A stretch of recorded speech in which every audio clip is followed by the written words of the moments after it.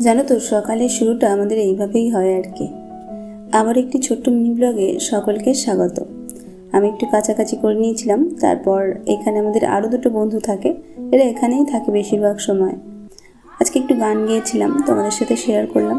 ভালো লাগলে বলো, পুরোটা দিয়ে দেবো চ্যানেলে।